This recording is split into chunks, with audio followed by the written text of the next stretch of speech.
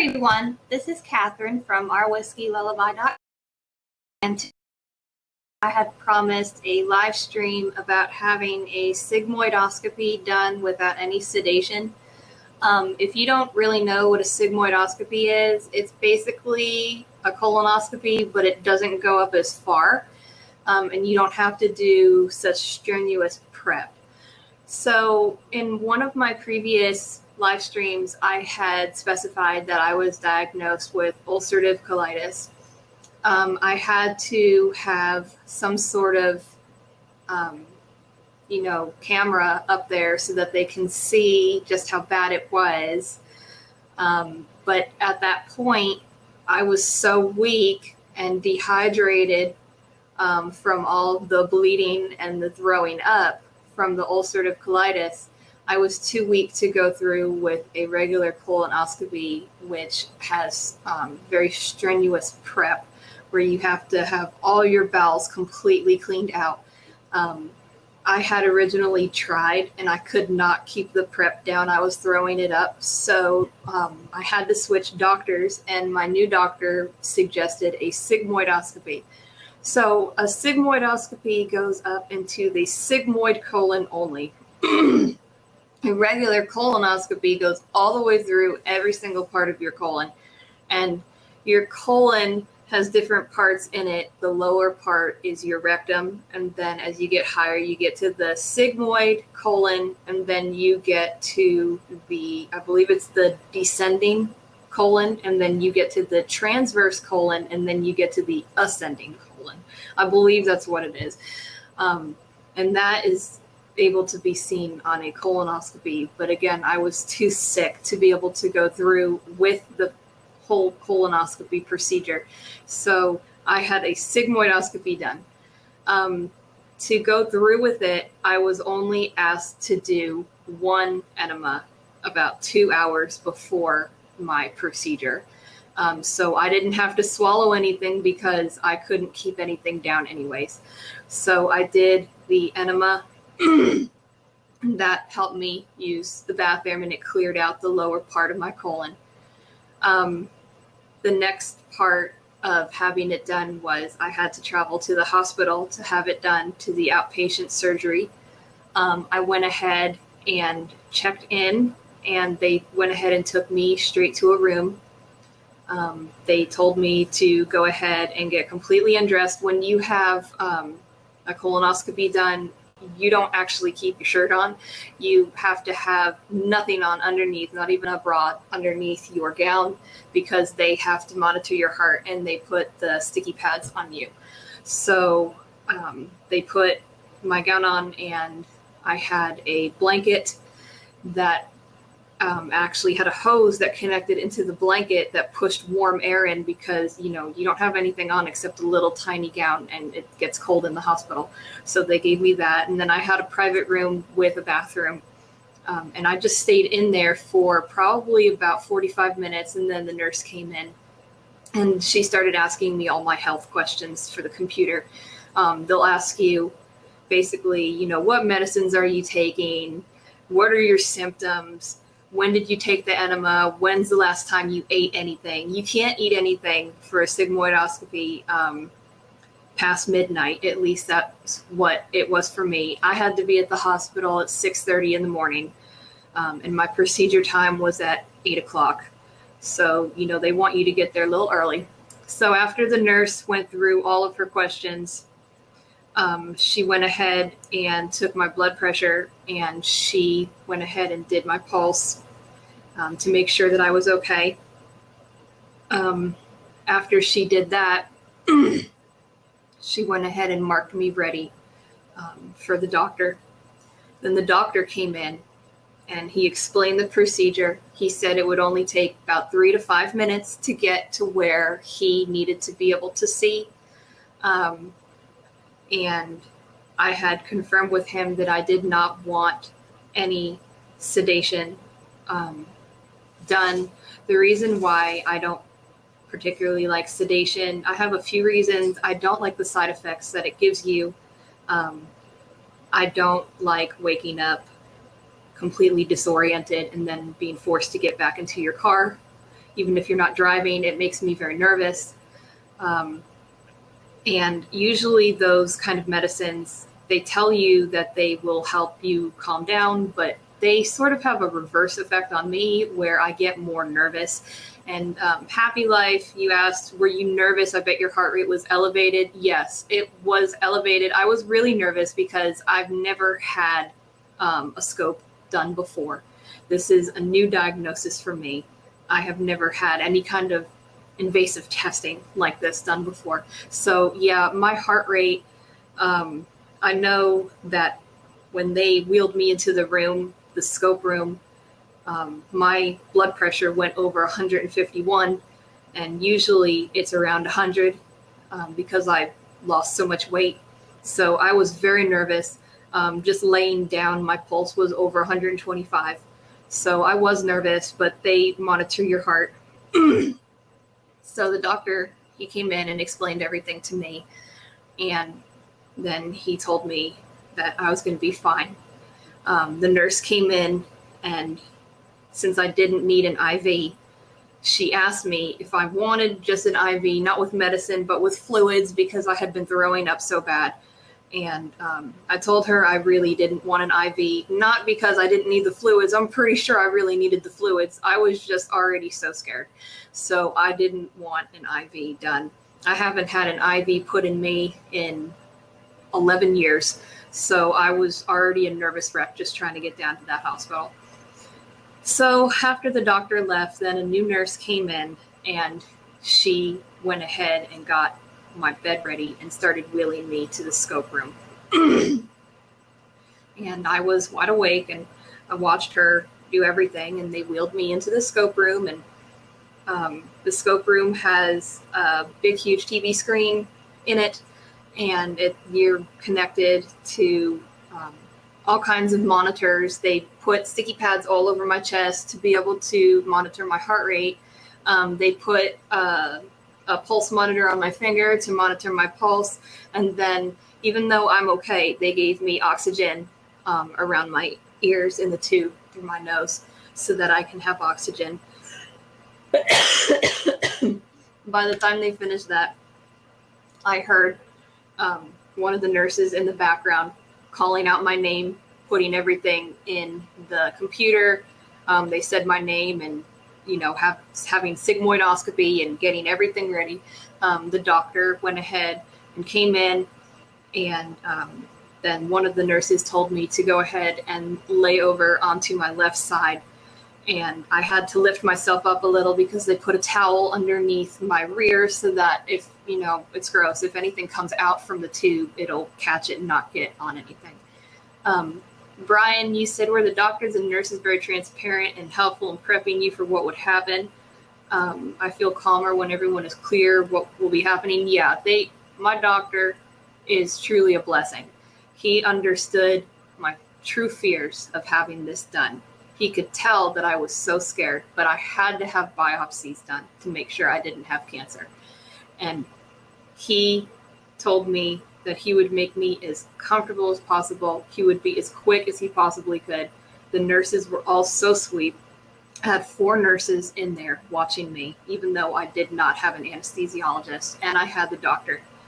So everyone was very transparent, and they walked me through literally every step. So after I rolled over on my left side, the doctor went ahead and he told me, you're just going to feel just a little bit right here. And I did feel right when he put the tube, he inserts the tube right into the rectum. And that's the last part of the tube that you actually feel. You have no feeling inside your colon. It's just right there at the rectum. So once that goes in, I guess they start wheeling it, and then the tube starts going up. So when he told me not to look at the TV screen because he didn't want me to get sick, because I could not keep anything down and I was already vomiting that morning. So I did not watch the TV screen. But from what he saw, I had severe inflammation and I had blood clots all over the walls of my colon. He told me that he could not believe that I had lasted that long with that kind of inflammation, because I had been in such dire pain. I could not actually leave the bed. unless I was throwing up or having bloody diarrhea. So the only thing, I did not feel the scope going through my colon at all. The only thing I did feel was the air.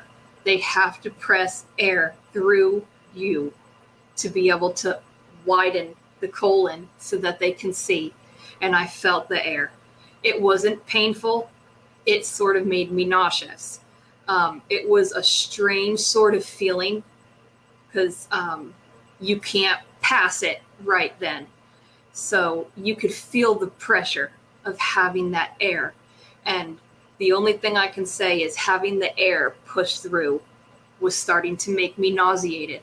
So he took biopsies in the sigmoid colon, in the very lower part of my sigmoid colon. And then when he saw me starting to gag because of the feeling of the cramping from that air, that compressed air going through my colon, it was bothering me, I think, because of how severe my inflammation was. He went ahead and stopped. And he said, you know, I'm not going to torture you. I already have the biopsies. And he went ahead and pulled it out. I did not have like pain. Would I do it again wide awake? Yeah, because it didn't hurt. It was more or less just uncomfortable. And I'm sure once all of my inflammation is gone, that it wouldn't be so uncomfortable the next time to have it done. I think it just was worse this time because I was diagnosed with severe ulcerative colitis. It was just so bad. So I think the worse your inflammation is, the worse you're going to feel that pressure from the air. So after he finished, it literally only took him about 3 minutes. They went ahead and bagged my biopsies, and the doctor himself walked them down to the lab and put on them to be expedited so that he could start giving me some sort of medications because he knew that I had been suffering for so long. I had lost 20 pounds in 1 month because I could not keep any food down or keep it in. So after that, they went ahead and cleaned me up and put my blanket back over me. They took off my heart monitor and my pulse monitor and my oxygen, and they went ahead and wheeled me back in my bed to my room. Inside my room, I told them that I was cramping and that I needed to use the bathroom. Now, I was already bleeding, but the doctor did tell me since they did biopsies, you will see blood when you use the bathroom the next time because they had to cut part of your colon wall to be able to biopsy you. So when I used the bathroom, yes, there was a lot of blood, but that's normal because of the biopsies. When you use the bathroom for the first time after having it, you will also start passing all of that air. It's no longer trapped when you can finally pass it on the toilet. I've heard people being able to just pass it in the bed, but my inflammation was so bad, I could no longer actually pass air unless I was sitting on the toilet. Happy Life, have you ever considered a clinical trial for UC?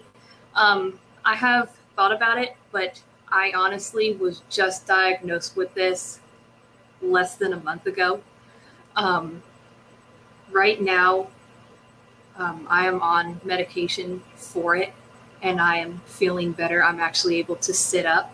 I can get in the car again. I can't drive yet, but I can get in the car again, and I can do some things in the house.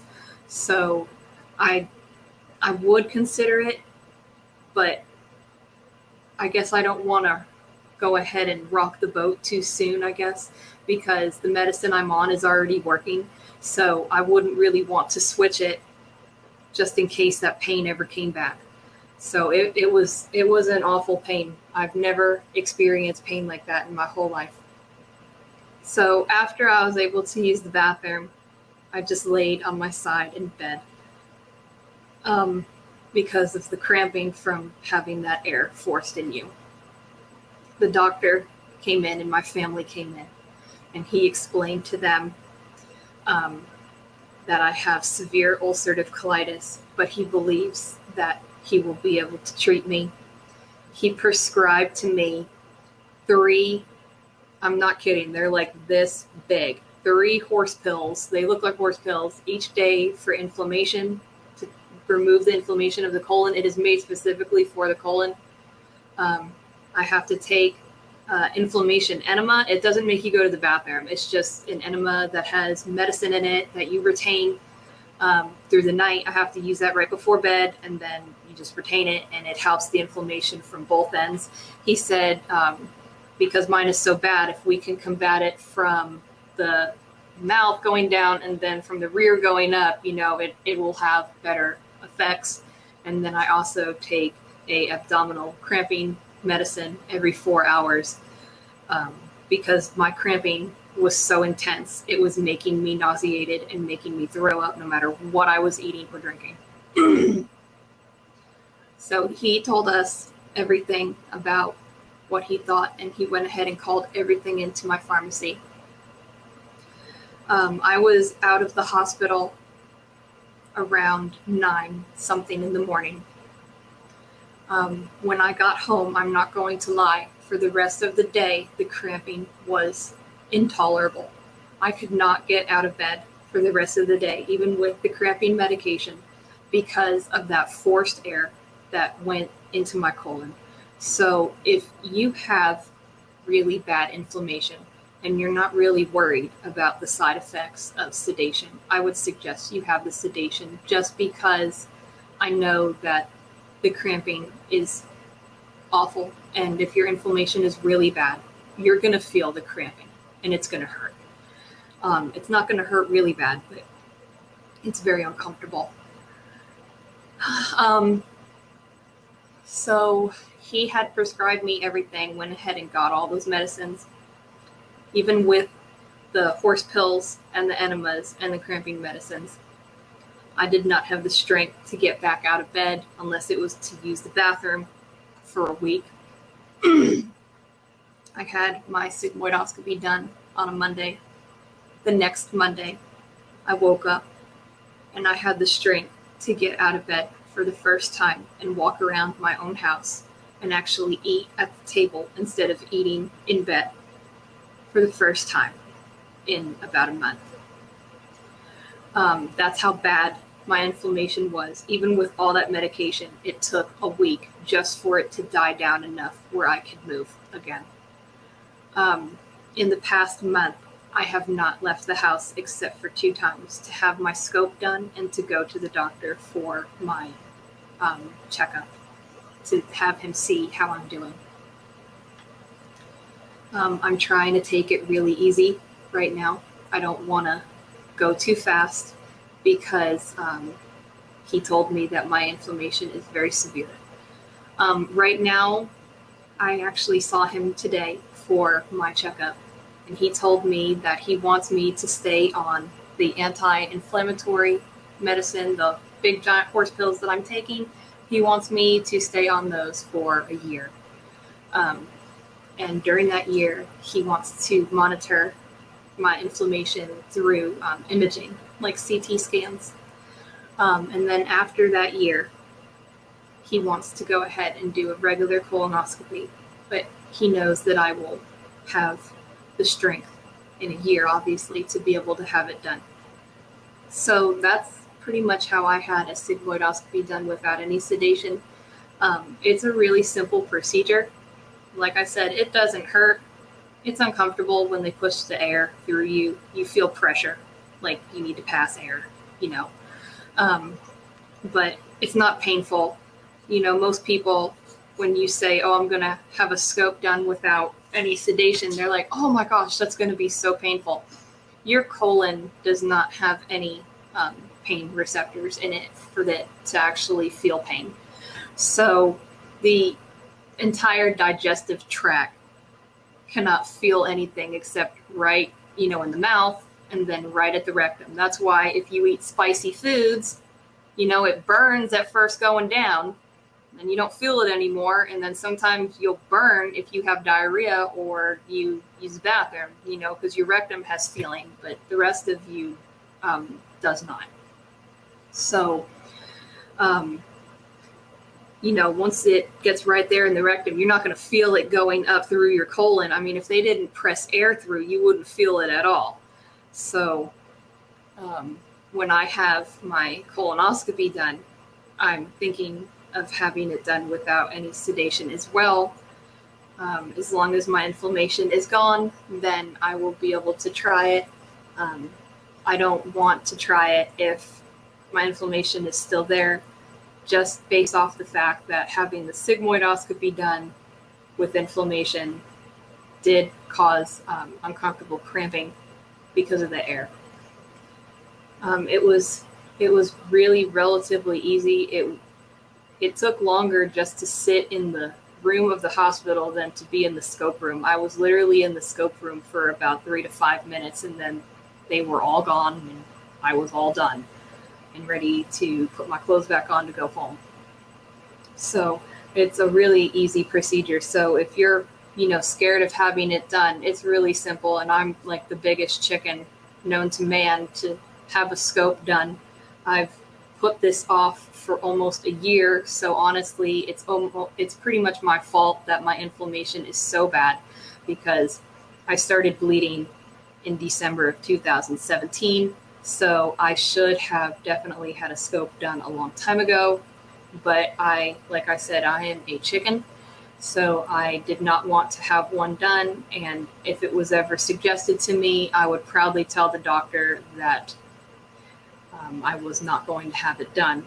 But once the pain hit from the ulcerative colitis, I could deal with the bleeding. I always told everybody, I don't care if I bleed every single day. I just can't take the pain. I've never experienced pain from ulcerative colitis before this at all. And the pain is unimaginable. I've never felt pain like that in my entire life. When they try to ask you at a hospital, like, what on a scale from 1 to 10, what is your pain level? I would tell them it feels like I'm miscarrying a child. That's how painful it was, and it was constant. And the only thing you could do was just lay down in bed, and that was the only way that it would kind of die off. So again, that's how I had my sigmoidoscopy done. It's a really easy procedure. If you're sort of chicken about getting a colonoscopy, then I would ask your doctor if he would start you off with a sigmoidoscopy just so that he could get biopsies. It's a lot easier. You don't have to drink that nasty prep. I think the prep is the worst part of a colonoscopy. I've never had to drink so much in my entire life, and it tastes so gross. But at least the prep for a sigmoidoscopy is just an enema. So I hope this helped a lot of you guys. It's not a scary thing to go through. And if you have ulcerative colitis, believe me, it might look real dark, but there is light at the end of the tunnel. They have plenty of medicines. There's no cure for ulcerative colitis, but there are plenty of medicines to help you be able to get your life back. Because nobody wants to suffer like that. I've never suffered like that in my whole life, and I've had norovirus before, and that's like constant throwing up and diarrhea. And I would take norovirus over ulcerative colitis any day, and that says a lot. But I hope that this video helped you guys, and I will be back with another update on my ulcerative colitis when I find out just how my inflammation is doing, and I will update you guys then. So have a great night.